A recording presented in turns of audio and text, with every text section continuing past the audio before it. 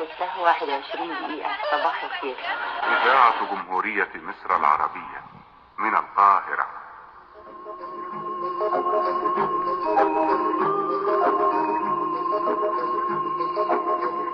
من حديقة الشعر والكلمات أقدم لكم قطرات الندى.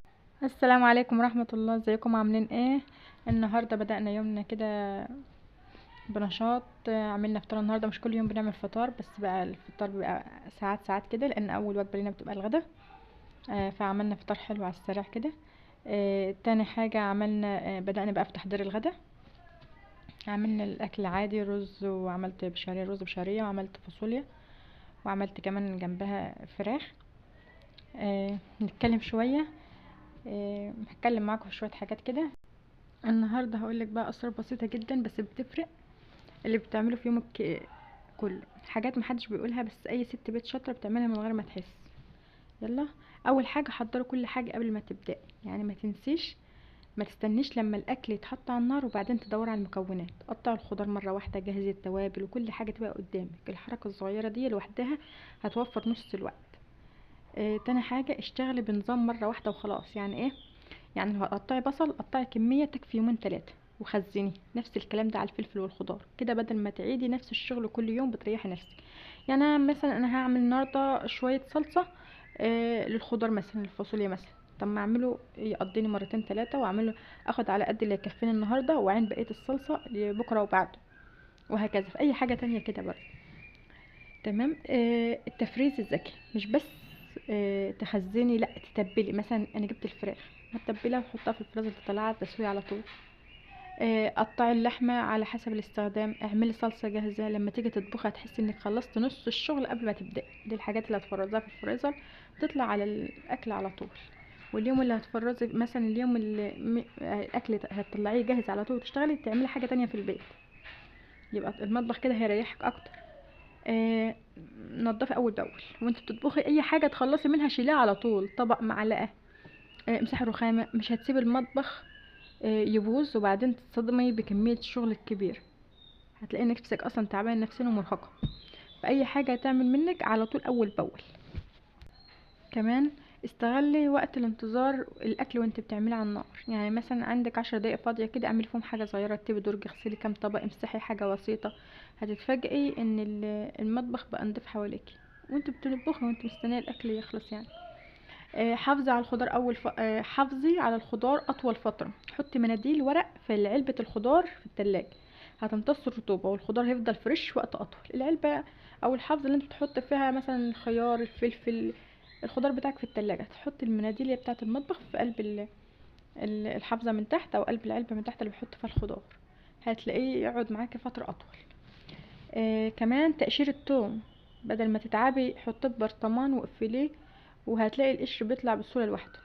لما تيجي تقشريه بدل ما تتعبي وتقعدي تقشريه، حطيه في برطمان واقفليه وشيكيه كده هتلاقي القشر بيطلع بسهوله. بعد ما تطلعي هتلاقي القشر بيطلع بسهوله. كمان الليمون انت بتعملي عصير ليمون مثلا في الصيف طلع اهوت، وهتعملي عصير ليمون كتير.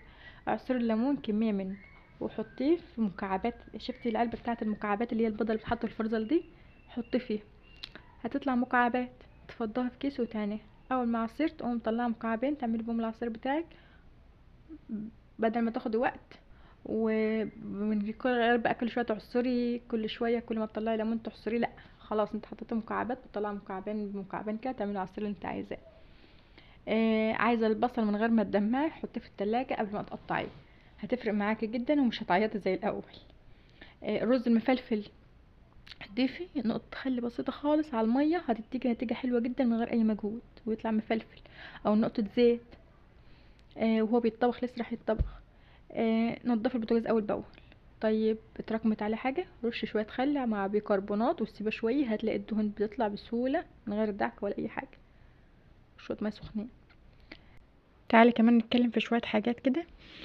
كل يوم اعملي حاجة بسرعة، زي مثلا امسحي الاسطح او امسحي البلاط كل يوم بمية سخنة وشوية ملح عشان تعقمه لمعان، وكمان عشان تحش اي حاجة وحشة.